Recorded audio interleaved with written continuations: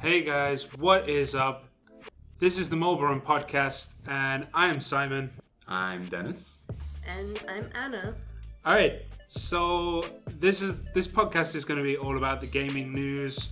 We're going to look at mobile games. We're going to look at console games. We're going to look at absolutely everything going on within the gaming industry. Yeah, we're going to try to touch upon as many things as we can and try to keep it as entertaining as possible for you guys. So, what's the first thing on the agenda? Well, the first thing on the agenda is the general gaming news. Mm-hmm. Mario Run is finally getting released on Android. Is anyone actually excited for this? Excited? Not really, but I do want to try it. I'm curious how the actual gameplay is. I've seen other people playing it on iOS, and it looked a little bit fun, but hearing that you have to pay for the game after, I don't know if I'm excited about that. What about you, Anna? And if you didn't guess, Anna is a little shy of these things, even though she's not being video recorded. Have you tried Mario Run at all, Anna? Are you vaguely interested? Is it the one where you run, like the classic one? It's similar. It's like a runner style game, and you're basically going to the right, I guess, killing Zumbas, jumping on blocks and all that stuff, and then you have like a little bit of more platforming later on in levels. But it's basic Mario and runner style. It's even worse than basic Mario because like you cannot control the direction you're running. It's auto direction. Okay. Well, to be honest, like I'm not a big fan of Mario. The reason why is because I've been playing a lot. When I was really little, I was playing the classic version, like the first one. And I liked it so much that everything that was released after that kind of sucked. Mm-hmm. You know, so when I see it now, I feel like, oh, the graphics are too good. I hate it. It needs to be 8-bit. I want to see pixels. So, yeah, but I'm excited to see how that game will do on the market, how people will receive it. I think the hype has mainly died around because of how poorly it was received on iOS as well. Yeah. I think it might be different on Android, but we'll find out. I've got a good feeling it's going to be exactly the same. This is Nintendo's Android market we're talking about. I think the big thing we should talk about with Mario is the fact that you play, is it 3 levels and then you have to unlock the rest of the I think so, content? yeah. What do we think of that pricing strategy? I hate it. Because like from what I read, a lot of people thought the game would be absolutely free, and then they play it, and it's like, oh, no, you can't go any further. You have to pay to unlock the rest of the game. So they're like, well, I don't want to do that. I don't want to put down the $6 or $7 that it costs for this. I thought it was free. I want to play a free game. Mm-hmm. You know, give me some other way to unlock the other levels, like Candy Crush. Mm-hmm. Send out like friend invites or something, wait 5 hours or something, and then you get the new levels, not pay for it. I mean, Nintendo have done this with other games. I think it was Pokemon Shuffle. They had in-app purchases, but if you spent over, I think it was $30, then they just unlock the whole game for you for free, and everything else is free. Mm-hmm. So this isn't the first time they've done it. Yeah. But the gameplay itself just doesn't feel like it warrants that It's not worth the style. price. Yeah. Like if it was a real Mario game, I think I'd be very, very interested. Mm-hmm. Even if it was like $25. Like, you know, like if it was a proper Mario game, because I don't own a Nintendo console anymore. Right. So if it was like an actual Mario game, I think I'd be tempted to buy it. Well, like, how many levels are in that game, actually? Do we know? Isn't it? I think it's 10 zones, and then you have 3 levels of difficulty in each. Okay. Something like that. Yeah. Yeah, for me, I don't think that's worth the price. Yeah. Because you can see Anna raised her hand as if she wanted to say something, and I just took a massive drink of coffee. What were you going to say, Anna? Well, I agree that I don't think that cost worth that much money. Also, I don't think this kind of strategy is a good idea. Probably I need another sip of coffee.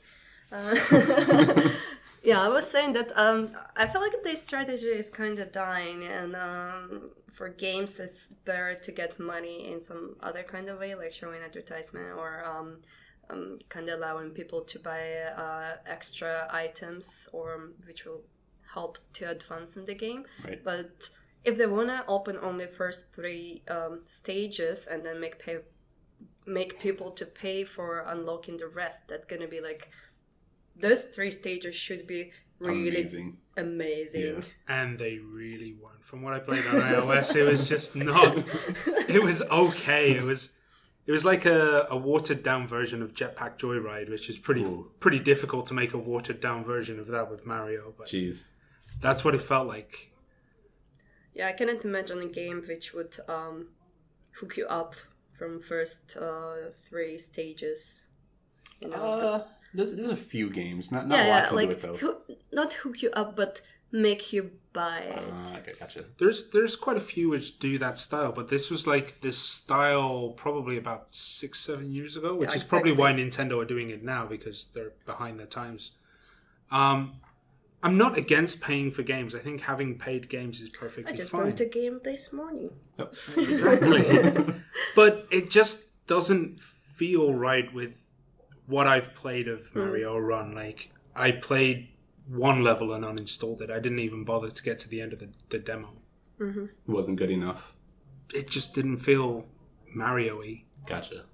Yeah. That's how I feel about every Mario game after the classic one. I got to admit, I'm with you on this one, except for Mario, Super Mario 3 and Mario World. Like, I think the last good Mario was definitely SNES. I didn't like 64. I don't like Sunshine. I don't like Luigi's Mansion.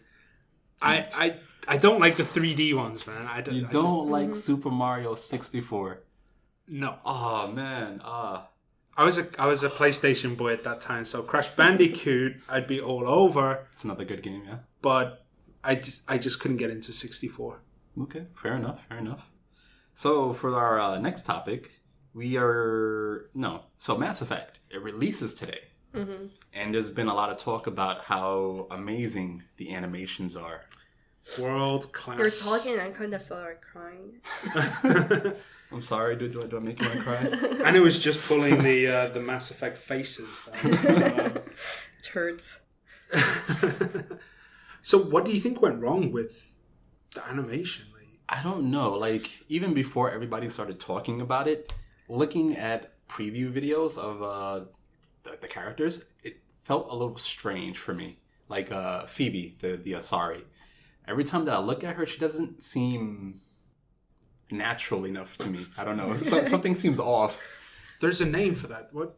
With AI. When it's Uncanny Valley. Uncanny Valley, yeah. Right. So they definitely do have that Uncanny Valley kind of look. Like they went too far.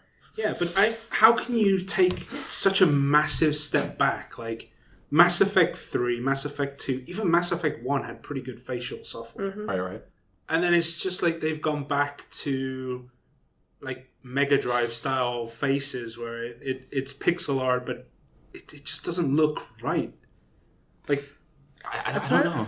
It's not just facial expressions, it's also the way characters move. Mm-hmm. Looks like she's trying to take a shit. Yeah, pretty much. It's really awkward. I don't know if developers posted any official explanation. Explanation I did not see, but they did say that they are going to patch it at some later point. Yes, and fix the animation issues. Oh, that would be exciting patch. But it won't happen on day 1, so you're gonna have to wait for that. But it should have happened on day 1. Like, who in their QA department was like, you know what, this looks like a real person. That's exactly how I look when I'm upset. That's exactly how I look when I'm angry. I always look like a potato. Like, I just don't understand how that managed to pass any kind of test. But to be honest, I want to play that game before the patch, because I feel like it's gonna be so much fun just to stare at their facial expressions. You know what I think it might be? You remember all the Mass Effect 2 and 3 memes where it was like Commander Shepard with like the really weird faces? Uh-huh. I think they might have thought that people wanted to see more of that and just based the whole facial structure on that. I hope not. No. But that's what it feels like, because that's what they constantly look like. Like, follow market demand. Yeah, everyone is sharing these pictures of Commander Shepard looking like a cabbage. Let's make a whole game where everyone looks like a potato, because potatoes are better than cabbages. Like, it just feels like they've done that. I don't know why. I have no idea. Hopefully we'll get more of an explanation for them later on. But what's the next thing? All right, going back to mobile news, Ghost and Goblins was released. I don't know if you guys ever played this on the NES, or I think it was Master System as well. I think I might have played it like way back when. It was considered one of the most difficult platformers of its time. Okay. A little bit more difficult than Contra, apparently. I played the sequel, which is Ghouls and Ghosts. Mm-hmm. But this game recently got released onto Android. And from the reviews, the controls are completely messed up. The buttons are too big. You cannot really see what's going on the screen. And it makes you wonder, like, why... Like, Capcom itself has actually had this problem where whenever they try to port to mobile, they make it worse than an emulator. And I don't see how they can make it... Like, just use the emulator if you have to, but why are emulators better than the official product from the company? Because I guess from my point of view, it's more they're trying to do a direct port instead of trying to make it fit the platform itself. So maybe that's why it doesn't feel as natural or comfortable as it should be with the controls. Mm-hmm. So they're just trying to go with, we just placed a button here. People can press it much easier. Let's just do something just to get the game out. But I mean, like, when you pick up an emulator and you throw this game on, you have so many more options, like more customization. Yeah, so you can have like the screen, you can use your control pad. You can't even use a control pad on these ports. And I feel like this is a big problem when people are porting games. They tend to make it worse than just throwing it in an emulator. And the only game I can think of which breaks this is the Sonic the Hedgehog ones, and the touchscreen controls actually kind of worked. But then you only have two buttons in Sonic. It's jump, yeah, and I think and movement. The rolling thing. That's down and jump. Right. So I mean, like, the button, you have one button. So like, you have movement and you have a jump. That's probably why it fits. Anything more complicated than that, it's probably just better putting an emulator on. I can agree with that. Yeah, I can agree with that, because I don't know. Some games, they try to make intuitive controls for the games, but it still feels a little bit weird. Like, there's too many things to do while you only have, like, 2 fingers. Yep. So it doesn't feel really comfortable to play the game. Yeah, it feels like you're trying to play with boxing gloves, especially when the D-pad's so big. Like, why not just give us a virtual joystick? Right.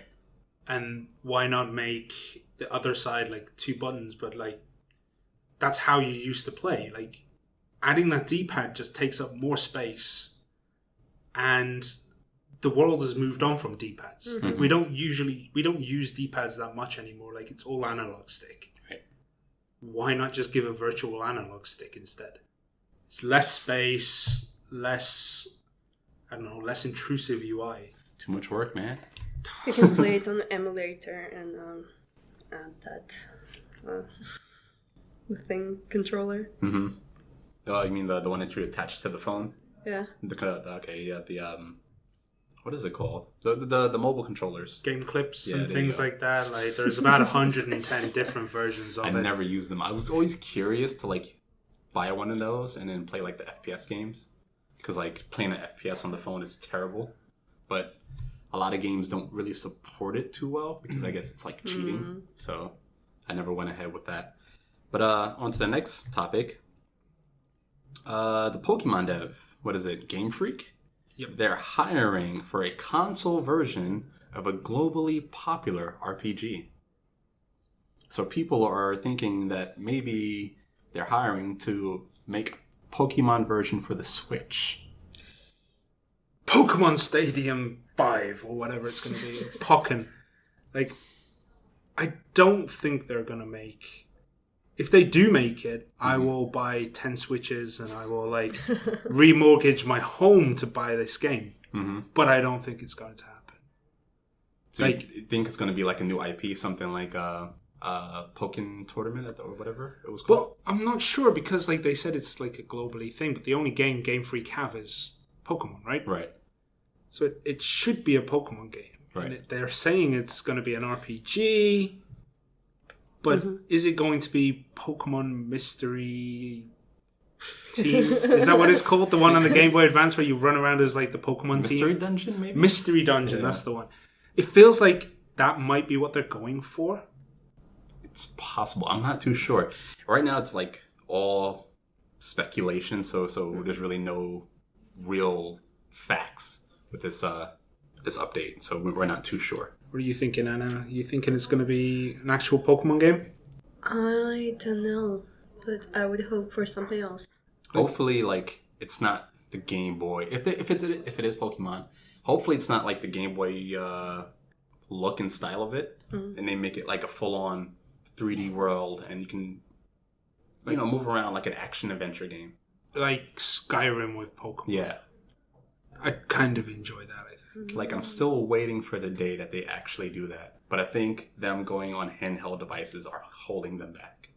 Well, they're only doing them on handheld devices, aren't they? Like, and then they make the spin-offs for the consoles, but it's just crap. I think it's Nintendo not wanting to chop off their handheld arm. Like, if I could buy an actual Pokemon game on my Switch, why would I buy a 3DS? Right. I can just walk around with my Switch. Like, I was thinking it could be like a Pokemon Go integration RPG style game, but I don't think the Switch has GPS tracking. I do not know. I don't think it does. It'd be interesting if it does. How long's the battery life on it? I haven't had a chance to play around with one that long, but if I remember, it's like 4 hours, 5 hours. Yeah, like if they make it for Pokemon Go, that would be terrible then. Because like your battery would die so quickly, and then it's not a mobile phone. You can't charge it up too quick. But you can use portable chargers on the Switch. Oh, really? Yeah. Okay. And it's USB Type-C, so as long as you have a USB Type-C power bank, then you're good. You're good to go. At least I think so. That's what I remember hearing. But yeah, I think it would work. Like maybe you could pair it with your phone, and then there could be like a Pokemon Go Adventure style. But I just don't think. I think we're thinking too far out the box here. Maybe. It's all of our hopes and dreams. Well, I've been having these hopes and dreams for the last 20 years, so I mean, why not hope and dream a little bit more? For another 20 years? Yeah. One day they will make a good Pokemon game. Yeah, go ahead. Yeah. I forgot what I was going to say. Oh, okay. It's fine. Are you guys familiar with For Honor, the game? Yes. So, do you know Anna? No? It's like... I think, I definitely have seen it in the news. But the fighting game with the samurais and knights and stuff. Pretty gruesome. So, the game has microtransactions. Yeah, so you can buy little packs of steel, and you use the steel to upgrade your character to get different abilities and stuff. You can also buy like skins and armor and other stuff.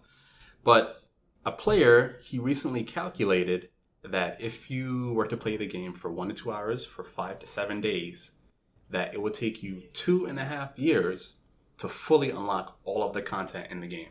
Mm-hmm. That's ridiculous for a game you have to pay $60 for. Yes, but there's more.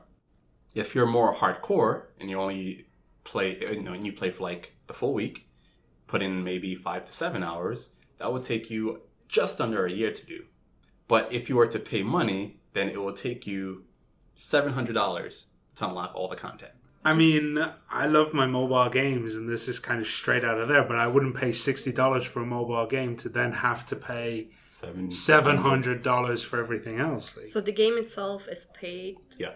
And then you pay buy extra. More stuff. Mm-hmm. And that's not including the DLC and other future updates. Okay, before we keep going, Anna, which company do you think has made this game? Is it? No, it's not that one. Like, it does sound something straight out of an EA handbook. It's not EA. It is not. It's a French company. Is it? Still. It is Ubisoft. Okay. I didn't know they were French. Yeah.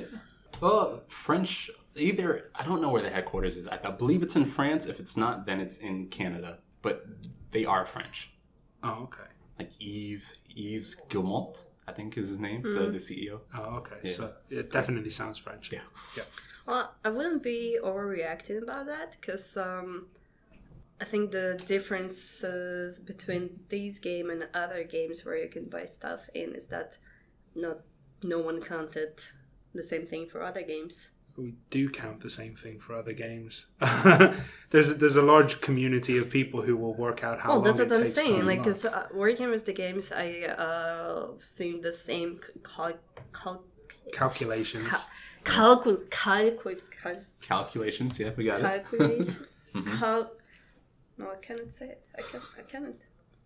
That's fine. But yeah, you've seen it in other games and... In other games, and it quite often that it takes like a year to reach the top. But those games, are you paying $60 to buy the game in the first place? That's the difference. Yeah.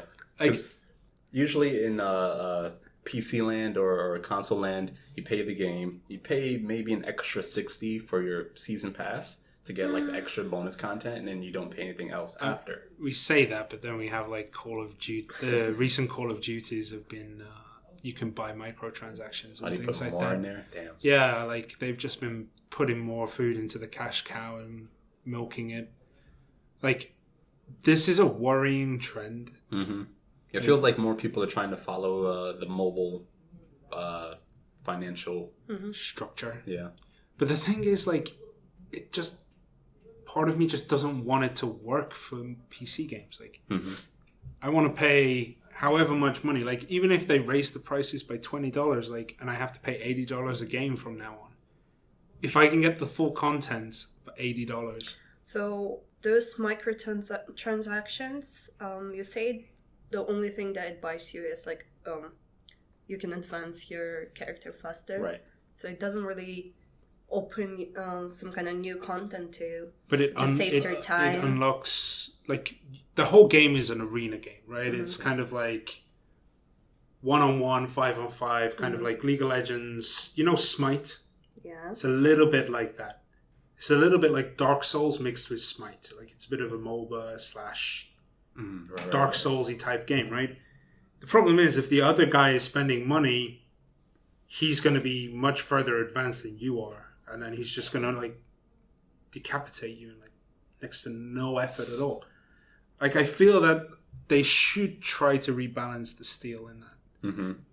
Like, it shouldn't take you 2.5 years of casual play to get anywhere. Like, according to reports, it sounds like 50% of the Steam community has abandoned the game after they bought it. So yeah, people don't like those transactions. So something needs to be done. but I don't think it will. Probably not. I thought people who agreed to spend $60 for a game would play a year to get higher. You would try to get higher, but if the game forces you to spend more money so you can advance, then it doesn't feel like the developers like you so much. They just want your money. I mean, let's be honest. Aren't we It's a all? business. They see us as walking wallets. Like, they see us as their bread and butter. Yeah, but they have to treat us well, or we don't pay them. Very true. Very true. Like No Man's Sky did really good, and then people are like, "Oh man, this game is crap." After it launched, I want my money back. But didn't they just have a major update, No Man's Sky? Like, is it still in a horrible state? Like, I kind don't of know. dropped it. I haven't been following that game at all. I think Not most about of us dropped it. All right. Following from that, talking about the old gaming developers and microtransactions. A recent report by Kocca, which is the Korean something creative something association. They basically deal with a lot of mobile companies in Korea. And according to their news, 82% of Korean gaming companies earn less than $100,000 a year. Yeah. However, the Korean gaming industry itself, the mobile gaming industry, is turning over billions of dollars. Yep. So it's like very, very top heavy. I think it's not scheduled, but it's on the rise to hit, I think, $6.2 billion annually. Yeah, something like that. It's around that price. Like 82% of these gaming companies earning less than $100,000. Do you think we're like mobile games are heading into that gaming crash? Can you repeat the first sentence, like the whole thing? 82% of Korean gaming companies earn less than $100,000 a year. So that's the issue. Yeah, because like 82% of companies are barely turning enough profit to pay for 5-6 people. Say it seems like a common trend for any Korean industry. Like in each industry in Korea, there are top companies which make the most profits, and there are small companies which barely can compete. So that's the same thing that is happening to... Well, I mean, that's called capitalism, isn't it? It's as it should, but 82% barely making that much money seems rather high. And if this is indicative of like the mobile gaming industry in general, I feel like dark times are ahead. I kind of feel like that's already happening, at least with the Android market. So like if you look in the Play Store, it's a lot of crapware on there.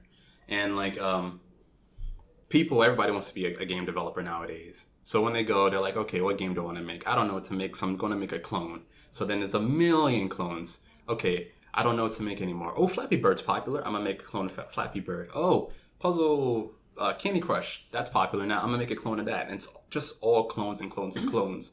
So it's a bunch of non-high quality games that are flooding the market right now. And I think that's kind of why all these people think they can make a lot of money, but it's not happening for them.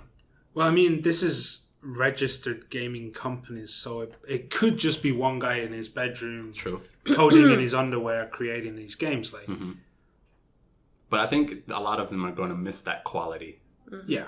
If they don't hit that mark, then they're not going to make anything. I mean, have you played some of the Kocca games? I have not. It's a very mixed bag. Sometimes you'll find a gem. Sometimes you will find something that is much less than a gem, and I think you know what word I'm looking for here.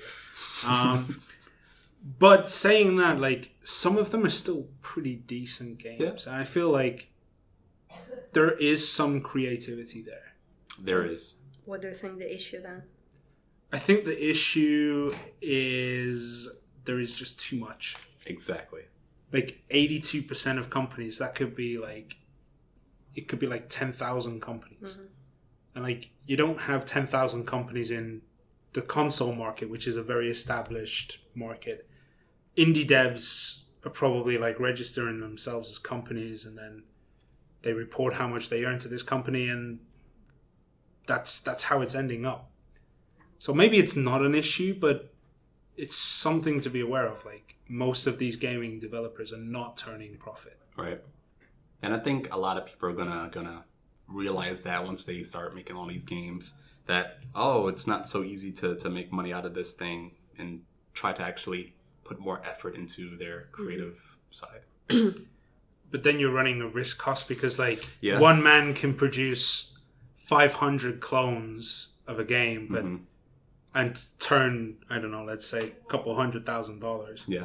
Whereas one guy can make a quality game that people would actually want to play, and then just end up with less than a tenner in his pocket. Like, there's definitely a need for someone or something. Yeah, like curate a market. Like, editor's choice on Google is a bit of a joke. Yeah. It's like the weirdest games get put on there. Like that poo game, I think, is on there. Like when you have to raise a poo. I think that was an editor's choice at some point. I don't know. Sounds interesting. It really isn't. But like, I feel like there needs to be more of an effort from Google. Like, Apple do it quite well. Like they definitely regulate the market, but I think like Google needs to do it. Like, they have to rein in and start showing good products, because at the moment it looks like Play Store is just crap. Yeah, I agree. That's what it basically is. That's why I don't really like go on the Play Store and search for new apps. I just kind of go around different communities, see what everybody else is playing, see what's actually good out there, and then I spend my time on that. And that might be also an issue because in Korea, Android phones are much more popular than iPhones. It's kind of the opposite. Like the market here is kind of the opposite of what we know in America, which is like Apple is the one that generates the most money. Android generates far less. Whereas in Korea, it's like Android just dominates the money market. Exactly. So, I don't know if it's important to you guys, but Sony announced that they're soon going to stop production of the PlayStation 3 after 10 years and 80 million units sold. It feels early. And what are they going to sell? PlayStation 4? Oh, yeah. Yeah, that's probably the general idea of it, right? Okay, then what's the issue? We still have PlayStation. It's not an issue. It's more like there's still a loyal fan base with that console. Wasn't the PlayStation 2 produced for like 15 years or something? 15 long years. People played that. And then like the games continued on for like 5 years after it ceased production as well. Like I know the PlayStation 2 was so popular in Brazil that EA was still pumping out FIFA games up until like FIFA 14. Huh. Even though the PlayStation 2 itself went out of production in 2000. I don't know. Something. So long ago. Actually, I don't think it was 15 years, right? I'm not that old. I think it was 15. No, I couldn't be. They'd still be producing it. That came out when I was, 13, 14? It's remember. like, it's about the same, 10 to 12 years maybe. But it feels like the PlayStation 2 was there much longer. It's much more iconic than the PlayStation 3. Right. I think the Wii... No? Is the Wii still being produced? No, I don't think so. I think it might have recently stopped. Because, like, I think they were still generating units. Not in Japan. Somewhere in the rest of the world. But, like, after a certain point, they stopped in Japan. But they kept producing it in the US. And then it kind of fell off there because, like, the Switch, the Wii U, and other devices came out after. And then after that, they still kept doing it, but in other parts of the world. And I think they're slowly trickling it off before they cut it. Completely. Yeah. I can see that happening. Okay, so the PlayStation 2 was in retail stores for 13 years. From the year 2000 to 2013. I feel like an old man. Yeah. Pretty long time. That like the PlayStation 2 launch feels like it was only 5 years ago. It doesn't feel like 17 years ago, man. I still kind of remember the commercials for it. Just super weird ones. And I think there was like some teaser, I think it was, like PlayStation Z or something. It was like a weird typo. So people thought that they were going to make like 10 versions of the PlayStation console. I mean, we're getting there slowly. Slowly. Yeah. What are we on now? Like version 12? Like there were 5 versions of the original PlayStation 1. Really? There was the PlayStation 1, which was the big grey one. Then there was the PSX. Then there was the PS1. Each of those was smaller. And then I think there was another PlayStation there as well. So I think there was 4 just for the PlayStation 1. Then the PlayStation 2 had the PlayStation 2, the PlayStation Slim. That was it? Was that it for that one? Yeah. PlayStation 3 had 2? I think so. I'm not too certain on that one. And now we know the PlayStation 4 is going to have another version few of them, it. yeah. Like, it feels like they are slowly getting up there in the numbers. So, do you have any more gaming mobile news? No. I'm out of mobile news. There's probably a bunch of other things talking about, but I'm out of it for now. Okay, cool. So, what games did you play when you were a kid that you wish they would port to mobile devices? Anna, do you want to start this one off? Let me think. You've only had a week to think about it. Like this topic we came up with about a week and a half ago. Oh, really? That's the first time I hear it. Yeah, sure. So for me, one of them was Chester Cheetos. You know that character. He had his own Sega Genesis game. Mm-hmm. He actually had 2 of them. I didn't know that. But this one was called Chester Cheetos Wild Wild West, and it was amazing. Like I was 6 years old, I think, when I first played it, and I just played it for months and months and months, and It was my favorite game when I was a kid. I feel like you got it free from like a Cheetos pack or something. Like it was just stuck inside there. I actually got it from a friend because like when you're a kid, you usually like trade games in school and stuff. So I just did that. And so I traded him a different game, another game that I really liked, which I kind of miss. But he gave me this one, and I was like, oh man, this game is weird. But then I just kept playing it. I'm like, oh, I love this game. It's amazing. But do you think it'd be any different from the other games that are on mobile? Like, it's a platformer, right? Yeah, so it's a really basic what made it platformer. unique? I think the style of it, maybe, like the art style. Mm-hmm. And then just the cartoonish feel, maybe. I mean, it's a very 90s thing, isn't it? Yeah. Having games about your trademark. Like, you had Virgin with Spot. There was another one. There's quite a few of them that did that with their mascot. 7-Up. 7-Up also had one with their mascot. I don't remember which one was 7-Up. It's the dude with he's like really thin, has the pointy up hair. He had his own Mega Drive game as well. Huh. Like, it was a very 90s thing to do this. Like, Virgin just took a red Spot. Like, that's what they did. They had Spot, which was just a red circle. Mm-hmm. Like, I don't know if I want to go back to those dark days of video gaming where, like, everyone puts their, like, characters in there. For me, this one was pretty cool because, like, I love eating Cheetos and I get to play as the Chester guy. And I guess as a kid, he had kind of a swag to him. He looked really cool and you kind of wanted to be like him. So then when you're playing the game, he's, like, awesome looking. It's like, oh, man, I got to be this guy. I want to be a Cheeto mascot. Oh, what do you want to be when you grow up, Dennis? I want to be the Cheetos mascot! But it was really cool for me because, like, he had an awesome car. He was, like, beating up a lot of people who got in his way. Like, oh, man. He had, like, the awesome shades. I wanted to be that guy so bad. Oh, God. And have you thought of one yet? So what games did you play when you were a kid? The thing is, I grew up in Russia, right? So the game I played as a kid are probably going to be different that you played. I did play that. That doesn't surprise I'm me. still playing it on my phone, to be honest. Yeah. So we didn't even have, like, maybe we had, but there wasn't such a big hype around that. We didn't have Nintendo or PlayStations. What we had is another thing which was called Dendy. Okay. Like what? I don't know what it is. It's but the same thing where you can play all those games like Mario. Okay. But that was the only one thing you can buy for playing these games. And that's what I had. And then I had kind of a break when I couldn't play that anymore because it got too old. But at the same time, I didn't get my computer yet. So I skipped all those Pokemon Go and where else came out at this period.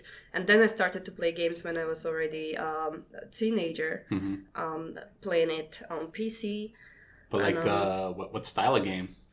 Well, back then I was playing pretty much anything I could find because it was still dark times when you couldn't just download anything you wanted, yeah. I was playing games like Harry Potter. That was one of my favorite. So it was like finding you when you had to go and find the games instead of just loading into Steam. Especially for me as a Harry Potter fan, that was something really amazing, you know, because I've read all the books 5 times, I watched all the movies, and that was kind of extension. And another thing, I think what comes to my mind right now is a game called Siberia. Okay, what is it about? Kind of puzzle, but I don't know if I played it now, maybe it would be easier, but I remember back then I spent hours trying to figure out what I have to do, because like you have to wander around, pick up pieces, talk to people, and then after all you find that hidden area where mammoths are still alive or something like that. The graphics were pretty cool for that time, and like I really enjoyed the puzzle part of the game as well. So I guess that's something I could play on mobile right now as well. Would it translate pretty good?